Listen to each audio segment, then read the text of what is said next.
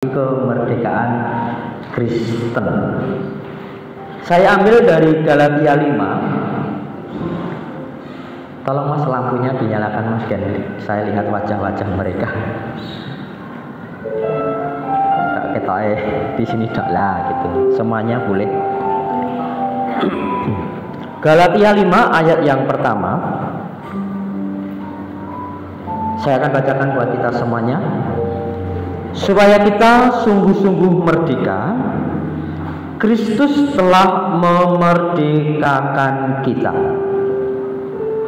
Karena itu, berdirilah teguh dan jangan mau lagi dikenakan kuk perhambaan.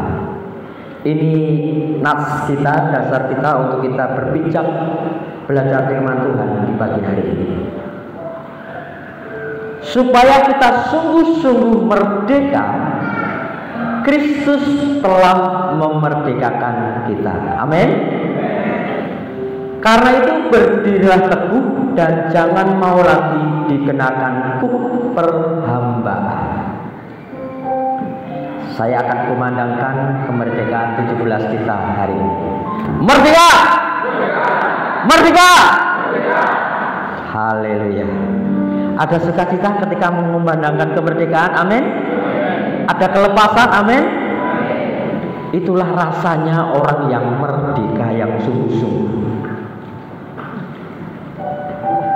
Kalimat kunci pagi hari ini, bagaimana cara agar kita sungguh-sungguh merdeka? Bagaimana agar kita sungguh-sungguh merdeka? Merdeka! Dan semangat sing gembrika tambah semangat luar biasa, bahwa sesungguhnya kemerdekaan itu ialah hak segala bangsa. Oleh sebab itu, maka penjajahan di dunia ini harus dihapuskan, karena tidak sesuai dengan pri kemanusiaan dan pri keadilan. Tercantum di manakah kalimat itu? Iya, betul sekali. Undang-Undang Dasar 45 mengumandangkan bahwa penjajahan kemerdekaan itu ialah hak segala bangsa, dan oleh sebab itu penjajahan di dunia harus dihapuskan karena tidak berperi kemanusiaan dan berperi keadilan. Sifat penjajah atau orang yang dijajah itu ending-endingnya adalah orang yang dijajah dirugikan. Setuju nggih kalimat ini? Orang yang dijajah pasti dirugikan.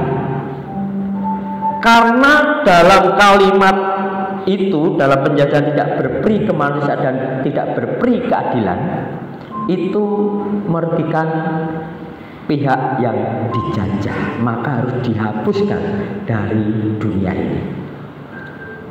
Itu hak kita semua, hak pribadi seseorang, hak orang-orang yang ada di dunia ini. Penjajahan harus dihapuskan karena tidak sesuai dengan pri kemanusiaan dan pri keadilan. Penjajahan, saudara, dari kata kalau dengan kolonialisme, dari kata Latin ya, colore ya, itu meluncuti hak milik pribumi. Jadi pribumi, orang yang dijajah itu tidak mempunyai hak karena sudah dilucuti oleh si penjajah, si penguasa waktu itu. Dan si penjajah mengendalikan si pribumi. Orang yang menjajah mengendalikan orang yang dijajah. Dan dia, si penjajah ini, bisa menanam, bisa menggarap orang yang dijajah. Bangsa Indonesia dulu dijajah oleh Belanda. Mereka boleh menentukan hasil bumi yang harus ditanam. Polowi, apa itu namanya yang sering dibawa ke Belanda itu, rempah-rempah. Dan itu ditentukan dengan monopoli. Jadi penjajah itu berhak menentukan, menanam dan menggarap tanah yang dijajah. Sudah dirugikan, haknya tidak punya, dan dikendalikan oleh si penjajah, dan kita tidak bisa menikmati hasil panen bumi kita karena si penjajah boleh menanam, menggarap, dan hasilnya dibawa oleh mereka. Itu pengetahuan-pengetahuan yang bisa kita ketahui. Oleh karena itu, pagi hari ini kemerdekaan Kristen harus benar-benar kita rasakan, harus benar-benar kita miliki, supaya kita tidak diributkan oleh si penjajah. Si penjajah itu siapa? Si iblis. Dia datang mencuri, membunuh, dan membinasakan. Dia menjajah, mengendalikan, mempengaruhi, menggarap, menanamkan sesuatu yang tidak baik kepada yang dijajah, yang dibelenggu. Sifat iblis seperti itu juga, saudara. Ketika orang yang dijajah, dibelenggu oleh si iblis ini berusaha melucuti hak-hak kita. Hak untuk menyembah Tuhan dilucuti, hak untuk memuji Tuhan dilucuti, hak untuk dekat dengan Tuhan dilucuti, hak untuk bersama dengan Tuhan dilucuti. Karena si iblis ini akan menetapkan kendali kepada orang yang dibelenggu. Dia akan menggarap orang yang dibelenggu. Dia akan menanamkan sifat-sifat jahat kepada yang dibelenggu. Sehingga pada akhirnya dicurilah kebebasan itu, dibinasakanlah orang yang dibelenggu. Itu kemauan si iblis. Mau merdeka? Amin. Merdeka. Haleluya. Saya mau merdeka.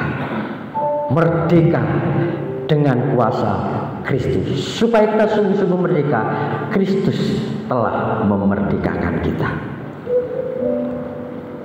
Berkaitan dengan kehidupan rohani orang yang belum dimerdekakan, maka ada 3 hal yang harus kita lakukan pagi hari. 3 tahap yang harus kita lakukan pagi hari. Kita harus sungguh-sungguh merdeka. Kristus telah memerdekakan kita, saudara. Tahap yang pertama adalah bagaimana bagi yang sudah dimerdekakan Kristus. Tahap yang pertama, karena itu berdirilah teguh. Merdeka. Berdiri teguh itu adalah seperti seorang prajurit. Saya belum pernah menjadi tentara. Dulu saya keinginan menjadi tentara waktu itu. Itu saya ketawa karena saya waktu di Tangmang ngomong gitu, semua siswa ketawa. Tidak mungkin Pak Ahmad jadi tentara, pendek kayak gitu ya. Mereka menyepelekan saya. Akhirnya saya jadi tentara Kristus, luar biasa. Amin. Waktu SD saya sudah bikinkan sama bapak saya senapan dari bambu yang diisi dengan kelereng atau tanah liat itu. Sudah. Tidak ada burung, saudara, waktu itu. Saya tembak, tidak pernah ada orang yang cari rumput, tak tembak, saudara. Tapi kena perutnya, dia pura-pura jatuh. Sepanjang hari itu, saudara, saya terenyang-nyang, aku sudah menembak orang. Takutnya luar biasa waktu itu, waktu kecil. Ketemu sama orang yang aku langsung sembunyi, saudara. Ini kurang ajar, tembak pura-pura mati. Dia jatuh di rumput-rumput di sawah, saudara. Akhirnya saya tahu, oh dia pura-pura udah besar seperti itu. Waktu itu saya ditanamkan jadi tentara. Tapi ya, tidak bisa, karena Tuhan sudah menentukan cara yang lain untuk saya jadi tentara yang lain, saudara. Yang pertama adalah berdiri teguh. Kalau kita menjadi pribadi seorang tentara yang berdiri teguh itu artinya apa, saudara? Siap. Merdeka. Siap gerak. berdiri tegap, berdiri teguh, siaga tentara apapun, seorang prajurit apapun pramuka. Saya inti pramuka waktu itu. Saya senang ketentaraan, makanya saya waktu itu jadi inti di sekolah, mewakili sekolah untuk di mana-mana sekabupaten. Berdiri teguh, berdiri tegak. Kalau sudah disiapkan siap gerak, tidak bisa menoleh ke kanan, ke kiri. Yang harus dilihat adalah ke depan. Setuju saudara? Pandangan harus fokus. Pendengaran harus mendengarkan komando yang akan diutarakan, yang akan dikumandangkan. Siap gerak, hadap kanan, hadap kanan saudara. Pikiran, mata, telinga harus selaras dengan gerakan yang dikomandokan oleh pemimpin. Berdiri teguh, kita harus menyiapkan hati, menyiapkan pikiran, menyiapkan keberadaan kita semua untuk sekali-sekali jangan salah. Kalau salah, yang dipermalukan pemimpin dan dirinya sendiri, saudara. Seandainya saudara adalah seorang tentara, siap gerak, hadap kanan saudara. Tidak dengar, dia pikirnya balik kanan. Keliru, yang dipermalukan komandannya yang tidak bisa mendidik tentara bawahannya. Komandannya malu, tentaranya juga malu. Jadi berdiri teguh, kita harus fokus saudara. Siap gerak, mantapkan hati dan waspada. Kalau orang sudah disiapkan gerak, apapun yang diperintah oleh komando harus dilaksanakan. Setuju saudara? Siap gerak, berhitung. Nah, langsung dia katakan 1, 2, 3 ya. Hadap serong kanan, hadap serong kiri, balik kanan, hadap kiri. Jalan di tempat, lakukan sesuai dengan komando. Itu namanya berdiri teguh, mantapkan hati, waspada apa yang akan dikatakan oleh komandan, pemimpin itu. Harus dengar-dengaran saudara. Harus siapkan hati, mantapkan hati. Aku ini prajurit. Aku ini adalah pribadi yang dipilih untuk dikomandoi oleh komandan, oleh pemimpin. Mantapkan hati, siapkan hati, waspada dan dengarkan apa yang diperintah oleh pemimpin saudara. Kalau jenengan tentara, disiapkan, siap, gerak, harus siap. Mantapkan hati, siapkan hati untuk menerima perintah. Setuju saudara? Merdeka! Kenora pindah pikiran menuju sini semua 17 Agustus kok harus tegas. Setuju? Menunggu perintah, siap menerima perintah, siap melaksanakan perintah. Berdirilah teguh. Apa perintahnya saudara? Tahap kedua, setelah semuanya siap, fokus, hatinya fokus, mantap, pendengarannya didengarkan. Apa ya perintah apa ya? Walaupun di ujung sana pemimpinnya di sini harus siap. Kadang-kadang nggak kedengaran, tetapi harus siap dengar apa yang didengarkan. Perintahnya adalah jangan mau lagi dikenakan perhambaan. Siap? Jangan mau lagi dikenakan perhambaan. Siap? Merdeka! Nah, ini kayak gini bekas juga saudara. Bekas mimpi teman nih maksudnya gitu. Lepaskan perhambaan. Setuju? Ketika saudara siap gerak, tegak gerak, siap pikiran, mental, hati waspada, Tetapi ketika saudara masih memakai kuk perhambaan, beban saudara dikendalikan oleh si penjajah, saya yakin gerak saudara akan terlambat. Gerak saudara akan dikendalikan. Setelah siap, perintah selanjutnya jangan mau lagi dikenakan kuk perhambaan. Lepaskan kuk perhambaan itu, katakan amin. Lepaskan kuk perhambaan itu. Sebab kuk perhambaan, pengajaran yang pertama tadi adalah orang yang dibebani itu akan dirugikan. Amin.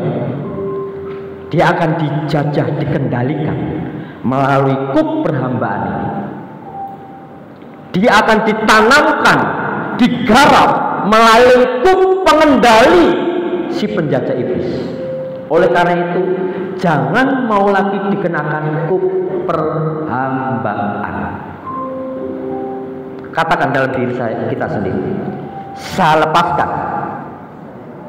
kuk perhambaan. Sebab kalau jenengan masih mengenakan kuk perhambaan, saya juga masih mengenakan kuk perhambaan. Gerakan kita, motivasi kita, tujuan kita tidak sesuai dengan kemauan Tuhan. Sudah berdiri teguh, sudah siap gerak, tetapi masih dikendalikan oleh si penjajah yang membelenggu lewat kuk ini. Saya yakin keberhasilan tidak sesuai dengan harapan Tuhan dan harapan kita. Lepaskan kuk perhambaan itu. Sebab itu akan, kalau tetap kita pakai, akan mengendalikan kita itu tidak sesuai dengan jalurnya Tuhan kita yang kita sembah. Sebab kuk perhambaan itu apa? Dia mencuri, membunuh, dan apa? Membinasakan. Orang yang memakai kuk perhambaan, tujuannya adalah dia akan diarahkan ke arah kebinasaan. Dicuri kebebasannya, dicuri kemerdekaannya, dicuri hak-haknya, kemudian dibunuh keinginannya, pengharapannya, akhirnya dia dibinasakan. Mau melepaskan kuk perhambaan? Amin. Sebab tujuannya jelas kuk perhambaan itu membinasakan kita, saudara. Hatinya sudah waspada, siap untuk menunggu perintah. Dan perintahnya adalah jangan mau lagi dikenakan kuk perhambaan. Kalimat ini mengatakan bahwa kita sebenarnya sudah mengenakan kuk perhambaan atau pernah mengenakan kuk perhambaan ini. Maka lepaskanlah kuk perhambaan itu. Amin. Merdeka. Hari ini jenengan tentara-tentara Allah. Merdeka ya harus merdeka, saudara. Bebas di dalam setiap belenggu-belenggu yang ada. Kita tahu bahwa tujuan kuk adalah ke arah kebinasaan. Lepaskan itu, saudara. Lepaskan itu, saudara. Jangan dipakai lagi ketika kita pulang dari gereja ini. Amin. Sudah tahu kebenaran, masih diseret-seret aja kuk perhambaan. Sudah dilepaskan di lantai ini, kemudian pulang dibawa-bawa di eret-eret. Ini buktinya kuk perhambaan tak eret-eret. Tidak tak kenakan lagi. Sampai di rumah kenakan lagi. Jangan di gereja saja atau di ruangan kudus saja kita melepaskan kuk perhambaan. Tetapi dimanapun kita berada, sebagai orang yang berdiri teguh, lepaskanlah itu semuanya. Saudara bebas. Saudara tahu, ketika kita bebas di dalam Tuhan, apa yang terjadi, saudara? Ada sukacita. Ada sesuatu yang luar biasa yang akan kita rasakan, saudara. Ketika kita sudah melakukan 2 tahap. Apa tadi tahap yang pertama? Berdiri teguh, siap gerak. Amin. Yang kedua, lepaskanlah kuk pengendali perhambaan itu. Amin. Lepaskanlah itu, saudara. Jangan main-main, karena disitulah kita dikendalikan. Jangan sampai kita menyentuh, jangan sampai kita tersentuh oleh kuk perhambaan. Karena sedikit saja telah, sedikit saja kita mengizinkan kuk perhambaan itu menyentuh kita, akan merembet. Wah enak ya, walaupun kuk perhambaan ini kata ketok enak ya, ketok enak ya, secara duniawi enak, tetapi secara rohani itu akan membinasakan kita, saudara. Tahap yang kedua sudah kita lakukan. Kemudian tahap selanjutnya, kita sudah berdiri teguh, kita sudah bebas dari kuk perhambaan. Apa yang harus kita lakukan, saudara? Kita sudah bebas, amin. Saya bebas, saya merdeka, amin. Tanamkan itu, saudara, pagi hari ini. Saya merdeka, saya bebas. Sekarang saya pribadi yang dipakai Tuhan, pribadi yang merdeka di dalam Tuhan, amin. Kalau tidak masuk ke darah itu, tahap yang ketiga ini sulit untuk dilakukan, saudara. Kita harus merasa kita sudah merdeka. Merdeka! Sudah merasa merdeka, amin. Kuk perhambaan sudah dilepaskan, amin. Sudah siap untuk mendengar komando yang selanjutnya, amin. Supaya kita serasi, saudara, selaras. Tahap yang ketiga, Galatia 5 ayat yang kelima.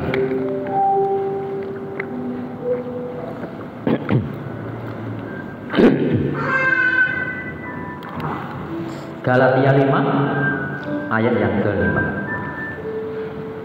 Sebab oleh roh dan karena iman kita menantikan kebenaran yang kita harapkan, saudara. Saudara mengharapkan kebenaran, amin. Saudara mengharapkan keselamatan, amin. Saudara mengharapkan masuk surga, amin. Itu akan dialami oleh orang yang berdiri teguh, yang melepas kuk perhambaan dan melakukan ini, saudara. Sebab oleh roh dan karena iman kita menantikan kebenaran yang kita harapkan. Sebelum masuk kita kupas bersama. Sebab oleh roh, itu roh besar, saudara. Dan iman itu adalah iman kecil, ya, artinya iman dari kita sendiri. Keselarasan roh Allah dengan iman percaya kita berjalan bersama-sama, maka pribadi itu akan menemukan kebenaran yang diharapkan. Setuju, saudara? Pribadi yang mengizinkan roh Allah itu bekerja, pribadi yang memiliki iman percaya kepada Allah itu, maka dia akan menemukan kebenaran yang diharapkan, keselamatan yang dinanti-nantikan, yang Tuhan nyatakan lewat nanti masuk surga, saudara. Berdiri teguh, sudah lepas dari kuk perhambaan oleh roh dan karena iman kita menantikan kebenaran. Roh besar, iman kita yang kita miliki berserasi, berjalan secara harmonis, connect bersama-sama, maka kebenaran yang kita harapkan akan terwujud, saudara. Mau seperti itu, saudara? Mau menemukan kebenaran, saudara? Orang yang dimerdekakan Kristus adalah orang yang menuju kebenaran.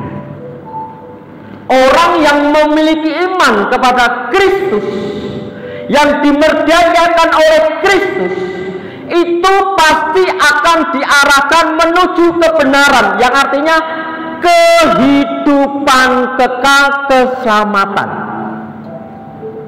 Itu tujuan akhir orang percaya kepada Kristus. Kemerdekaan Kristen pada endingnya adalah pribadi yang merdeka menikmati kebenaran yang hakiki yang akan dimiliki. Oleh hidup oleh roh gimana, saudara? Hidup oleh roh, Matius 11 ayat 29 saudara, sampai yang ke 30. Saya akan bacakan. Pikulah kuk yang kupasang dan belajarlah padaku, karena aku lemah lembut dan rendah hati, dan jiwamu akan mendapat ketenangan. 30. Sebab kuk yang kupasang itu enak dan bebanku pun ringan. Haleluya. Amin. Tadi sudah dilepaskan kuk perhambaan. Amin. Sekarang kenakan kuk yang Tuhan berikan. Siap, merdeka. Siap mengenakan kuk perhambaan. Amin. Mengenakan kuk Allah. Amin. Saking semangatnya saudara. Ini kok pelan ya. Kenakan kuk yang Tuhan siapkan. Pikulah kuk yang kupasang dan belajarlah kepadaku. Sebab oleh Roh, artinya apa? Kita dipasang kuk yang Tuhan harus kita pakai. Pikulah kuk, ayat 29. Pikulah kuk, supaya kita apa saudara? Oleh Roh kita belajar kepada Tuhan, kita dikendalikan kepada Tuhan. Kuk perhambaan sudah dilepas. Sekarang kuk dari Tuhan, pengendali dari Tuhan dipasangkan kepada kita. Oleh Roh artinya pikulah kuk yang kupasang dan belajarlah kepada Roh itu saudara. Karena aku lemah lembut, karena Roh lemah lembut dan Roh itu rendah hati, maka jiwamu, imanmu akan mendapatkan ketenangan. Oleh Roh dan iman kita, maka akan menemukan kebenaran. Oleh Roh adalah kita harus memikul kuk yang Tuhan sediakan. Amin. Kalau saudara tidak mau memikul kuk yang Tuhan sediakan, tidak mungkin saudara dikendalikan oleh Allah. Sebab melalui kuk ini, alat pengendali ini, kita harus belajar apa yang Tuhan mau, apa yang Tuhan inginkan. Setuju saudara? Pakailah kuk yang Tuhan sediakan, kupasang dan belajarlah kepada. Pikulah kuk yang kupasang saudara. Kayaknya besar. Pikulah kuk yang kupasang, artinya Tuhan berusaha mengendalikan hidup kita, supaya kita itu tahu kemauan Tuhan, supaya kita mau belajar apa yang Tuhan katakan, apa yang Tuhan perintahkan, apa yang Tuhan contohkan. Siap, merdeka. Sudah terpasang kuk yang datangnya dari Tuhan. Amin. Amin. Harus saudara. Sebab lewat Roh ini kita akan dikendalikan oleh Tuhan. Kita akan dikendalikan oleh kemauan Tuhan. Pikulah kuk yang kupasang dan belajarlah kepadaku. Sudah mengenakan semuanya. Amin. Dengan rendah hati saya ingin mengatakan dan bertanya, sudah mengenakan kuk dari Tuhan? Amin. Kok cuma 30%? Sudah mengenakan semuanya? Amin. Nah sudah, tak lanjut. Jadi kan sepakat, sing durung dijiko, yo ayo dipasangkan Tuhan, supaya kita selaras tujuan apa firman pagi hari ini. Sudah terpasang semua. Wah, yang cowok ganteng-ganteng pakai kuk dari Tuhan, yang cewek cantik-cantik pakai kuk dari Tuhan. Amin. Kita siap-siap ini. Siap-siap komando berikutnya. Amin. Luar biasa jemaat Tuhan tempat ini. sudah pakai kuk dari Tuhan semuanya. Sudah dikendalikan oleh Allah semuanya. Amin. Dikendalikan oleh Roh yang Tuhan ada di tengah-tengah kita saat ini. Hati saudara, pikiran saudara, jiwa saudara sudah dikendalikan Allah. Roh saudara sudah dikendalikan Allah.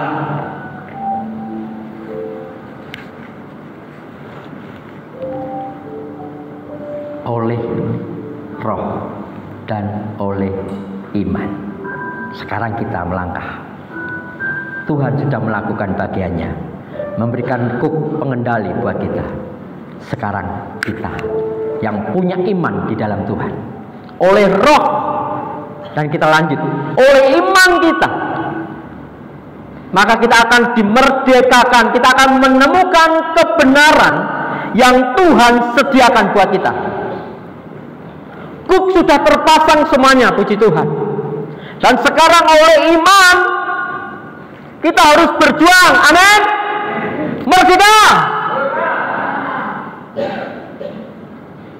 Iman identik dengan perjuangan, saudara. Kowe ndek iman duwe ya.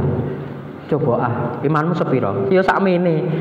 Harapanmu apa? Aku pengen sepeda motor. Oh, iman sepeda motor. Imanmu sepiro? Gede ngene. Pengen apa?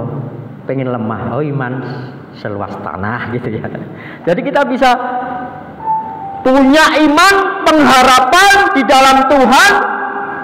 Imanmu apa? Iman menyembah Tuhan segede apa? Segede gunung, Gunung Muria, Gunung Lawu, dan gunung yang lain-lainnya. Itu perjuangan, saudara. Orang yang mempunyai iman artinya dia berjuang. Dia harus mempunyai kemauan. Dia harus mau melangkah sesuai dengan iman yang dia miliki. Di firman pasti saudara hafal, iman tanpa perbuatan adalah mati. Oleh karena itu, roh yang dari Tuhan, pikul itu sudah kita pakai. Sekarang kita iman harus kita lakukan, harus kita perjuangkan, supaya kita benar-benar merdeka dan menemukan kebenaran-kebenaran, berkat-berkat Tuhan dan kebaikan-kebaikan Tuhan dalam hidup kita, saudara. Galatia 1 ayat yang ke-11. Iman adalah dasar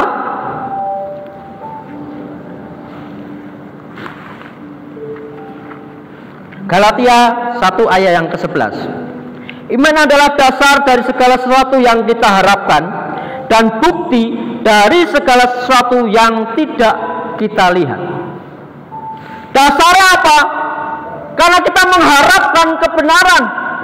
Dasarnya apa? Karena kita mengharapkan keselamatan. Kamu berjuang di dalam Kristus. Dasarnya apa? Karena aku mengharapkan kebenaran. Buktinya apa? Ini buktinya. Saya beribadah di gereja. Saya menyembah sungguh-sungguh di gereja. Saya berdoa sungguh-sungguh kepada Tuhan. Saya mewujudkan iman saya, perbuatan saya. Buktinya apa? Sesuatu yang belum kita terima. Saya mengharapkan dengan kesungguhan hati melakukan apa yang diperintahkan oleh pemimpin. Iman. Oleh roh dan iman berjalan selaras, pasti Tuhan akan menyediakan berkat yang luar biasa. Amin. Sekecil apapun saudara, imani dan minta kepada Tuhan. Sekecil apapun saudara.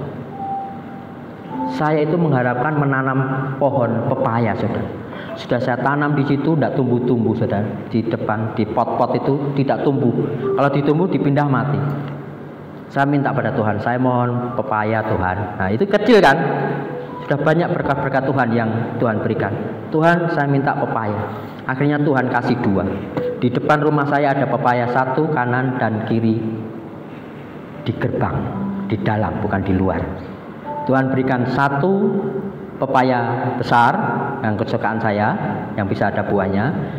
Tuhan berikan 1 pepaya yang tidak ada buahnya, hanya bunganya. Itu kesukaan istri saya.